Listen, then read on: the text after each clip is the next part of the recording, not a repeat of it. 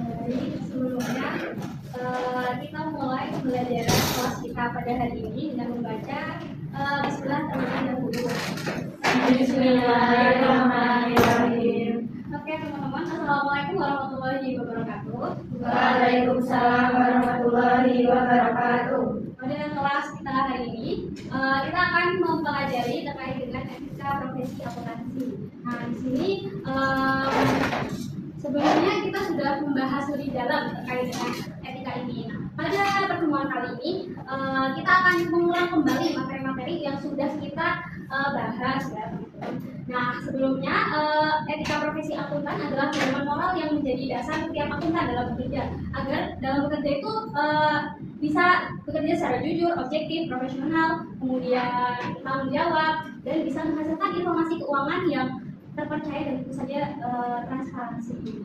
Kemudian prinsip dari etika profesi akuntansi sendiri ada seperti kemarin, ada integritas, objektivitas, kerahasiaan, kompetensi, tanggung jawab, profesional.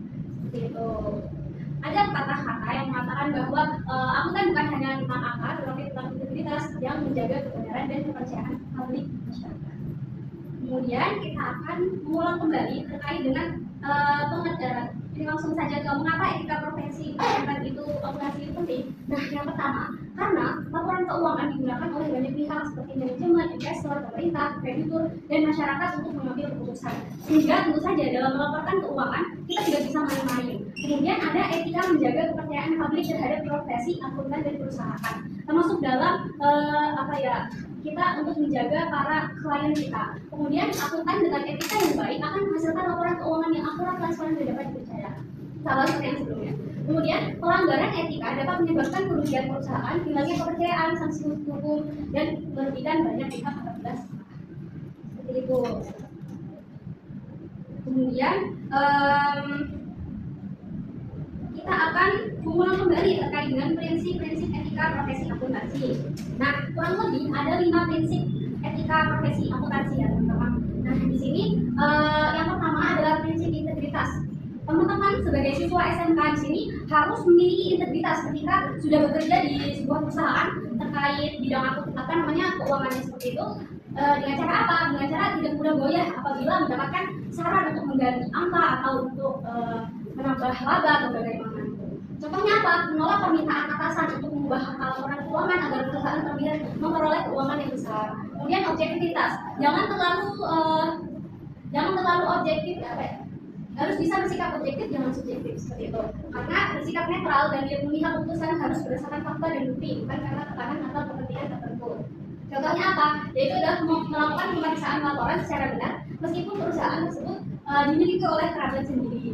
Kemudian ada prinsip kompetensi dan profesionalisme, memiliki pengetahuan dan keterampilan yang memadai serta terus meningkatkan kompetensi sesuai perkembangan standar dan teknologi. Jadi adapun perkembangan terkait dengan bagaimana akuntansi itu bekerja harus tetap diikuti oleh teman-teman. Misalkan ada kebaruan terhadap penulisan dan pencatatan yang bagian ini gitu, maka teman-teman sebaiknya harus bisa untuk mengetahui itu dan menambah skill seiring berjalannya waktu. Kemudian ada prinsip kerahasiaan. Prinsip kerahasiaan ini terkait dengan bagaimana isi laporan keuangan itu teman-teman jaga dan jangan teman-teman kasih tahu ke pihak luar atau pihak eksternal. Kemudian ada prinsip tanggung jawab profesional. Nah, prinsip ini adalah prinsip yang bagaimana teman-teman itu bertanggung jawab gitu, bekerja dengan penuh tanggung jawab serta mematuhi aturan, standar akuntansi dan kode etik yang berlaku. Seperti itu. Kemudian apa saja sebenarnya contoh dari pelanggaran etika profesi akuntansi? Nah, yang pertama ada ketika seorang itu melakukan manipulasi atau pemalsuan data laporan keuangan, maka dia disebut pelanggaran. Kemudian ketika membocorkan informasi rahasia perusahaan tanpa izin, itu juga sebuah pelanggaran. Ada juga benturan kepentingan, misalkan karena adalah kerabat atau bagaimana gitu, itu juga tidak diperbolehkan. Kemudian tidak menyajikan informasi secara lengkap dan benar. Jadi ada kekurangan dalam penulisan di laporan keuangannya seperti itu. Dan juga tidak mematuhi standar akuntansi atau kode etik profesi yang berlaku. Nah, kesimpulannya teman-teman dari yang kita bahas tadi, etika profesi akuntan merupakan pedoman utama agar akuntan bekerja secara jujur, objektif, profesional, dan bertanggung jawab. Dengan menjunjung tinggi etika, akuntan dapat menghasilkan laporan keuangan yang berkualitas dan dapat bekerja, sehingga membantu pengambilan keputusan yang tepat bagi perusahaan maupun masyarakat. Nah, tentu saja di sini ada slogan, yaitu jujur dalam data, bertanggung jawab dalam tindakan, terpercaya dalam setiap laporan. Itu. Nah, sebelumnya di sini ada salah satu perusahaan di Indonesia yang bergerak sekitar sudah bergerak tahun-tahun sebelumnya, tapi sekarang sudah nggak ada. Ada di sini teman-teman yang mengetahui terkait dengan perusahaan ini. Tadi saya sempat sedikit kalau Efisien itu atau PT Budidaya Teknologi Nusantara dan perusahaan teknologi aquaculture yang asalnya dari Bandung. Kemudian fokusnya itu pada ekosistem budidaya ikan dan geografi. Ya, betul. Jadi Efisien ini sebenarnya lebih berfokus pada perikanan dan budaya ikan seperti itu. Ini dalam perusahaan yang mengembangkan teknologi bagaimana mengatur kolam, kayak untuk peternakan ikan gitu, budidaya ikan. Jadi macam-macam ikan itu menggunakan teknologi. Nah, kasus pada Efisien ini cukup heboh ya pada tahun sekitar 2024 sampai 2025 karena Efisien ini adalah salah satu perusahaan yang cukup keren pada saat itu. Karena apa? Karena dengan melihat kita adalah Indonesia yang memiliki karakteristik negara kepulauan gitu kan. Nah, terus berhasil untuk mengembangkan secara maksimal potensi perikanan yang ada di Indonesia gitu kan. Dengan cara apa? Dengan cara teknologi seperti ini. Maka diperlihatkan oleh Efisien ini bagaimana laporan keuangan Efisien ini dilihatkan labanya naik terus berkali-kali lipat gitu. Sehingga investor asing pun tertarik gitu sama Efisien. Dan akhirnya tuh mencoba untuk berinvestasi ke Efisien. Tapi ternyata ya di Efisien ini tidak seperti yang ada pada laporan keuangan gitu. Berbanding terbalik gitu. Jadi kayak sebenarnya tidak permasalahan utamanya ya kalau kita lihat nih ada pengakuan pendapatan yang tidak tepat. Jadi kan itu kan Efisien ini perusahaan yang teknologi ikan gitu, teknologi untuk budidaya ikan gitu, terus dipasok ke para pemasok-pemasoknya. Kayak misalkan pada para yang warga yang melakukan budidaya ikan gitu. Nah, mereka meminjamkan alat-alat ini kepada para budidaya ikan. Nah, namun karena para budidaya ikan ini sebenarnya belum tahu bagaimana cara operasionalnya atau juga belum memaksimalkan itu, sehingga mereka belum benar-benar mendapatkan laba dari ikan tersebut. Nah, karena itu mereka mencatat pendapatannya itu tidak tepat gitu. Pokoknya ada kesalahan gitu. Kemudian pencatatan penjualan fiktif yang besar-besarkan gitu kan.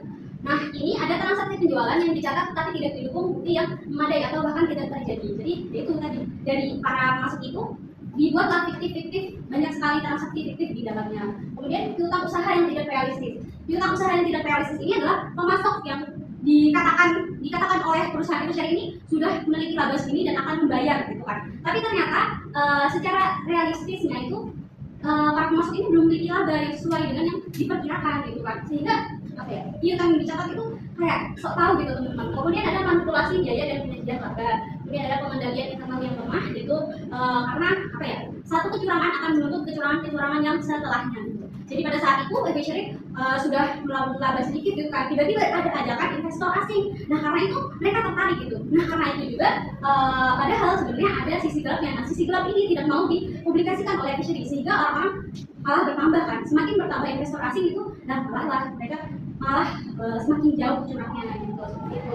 Nah, dampak yang terjadi itu kan adalah kepercayaan investor hilang, nilai perusahaan turun drastis, investasi dihentikan dan arus kas terganggu, kemudian reputasi perusahaan dan manajemen perusahaan, kemudian ada potensi tuntutan hukum dan sanksi. Nah, pelajaran pentingnya adalah akuntansi harus jujur, akurat dan dapat diverifikasi.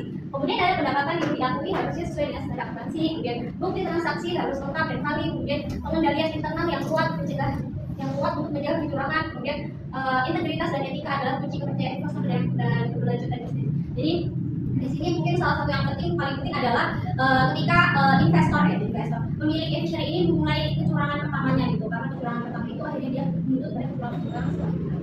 Nah, kemudian ini ada PT Sritex. Kita akan melakukan studi kasus pada PT Sritex. Mungkin teman-teman ada yang mau tahu ya terkait dengan PT Sritex. Ya, silakan Mbak Sinta.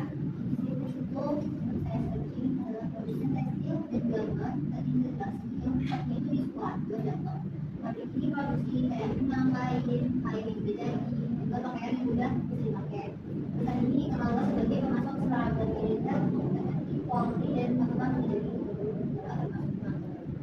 Ya, benar sekali. Jadi dia lebih berfokus kepada garmen.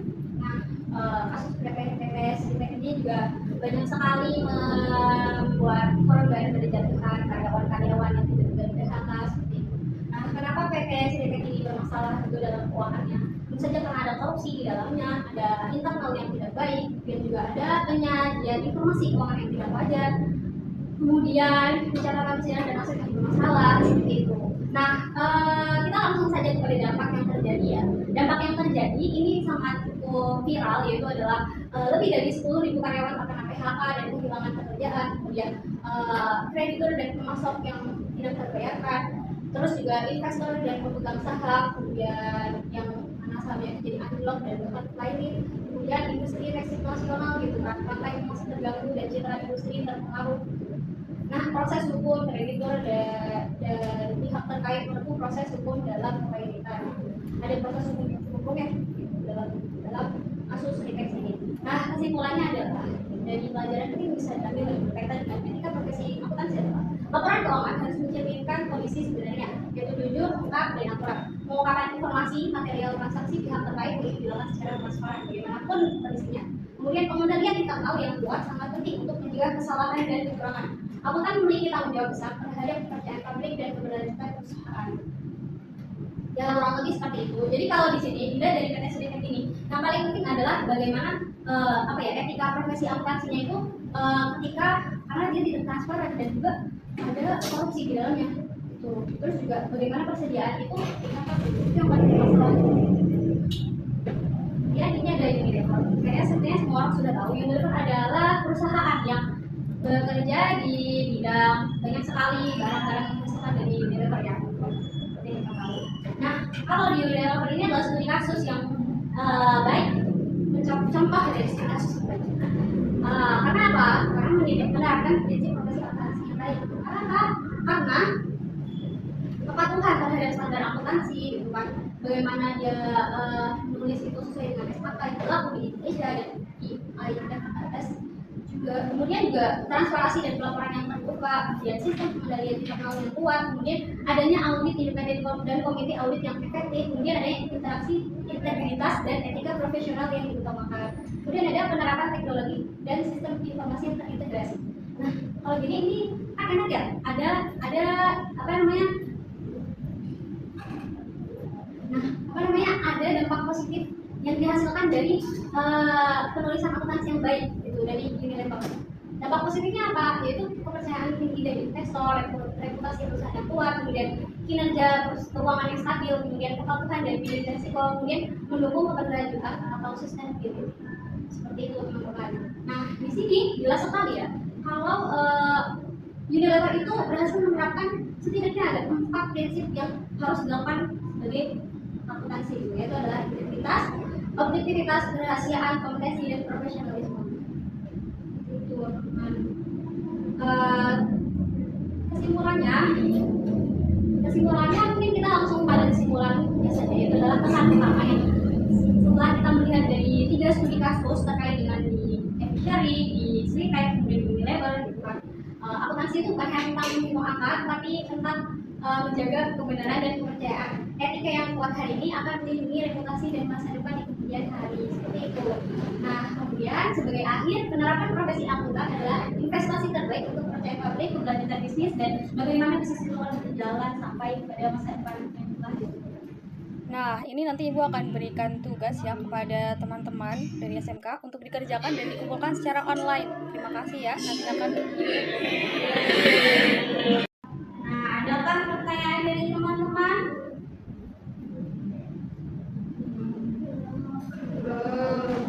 Oke, terima kasih sebelumnya teman-teman.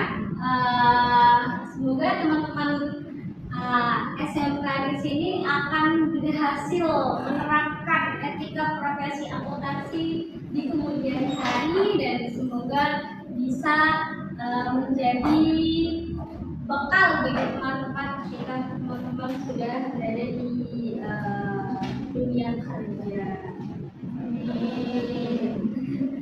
Nah, tadi kita sudah buka dengan basmalah, mari kita tutup dengan membaca sesuai dengan doa kemudian masing-masing.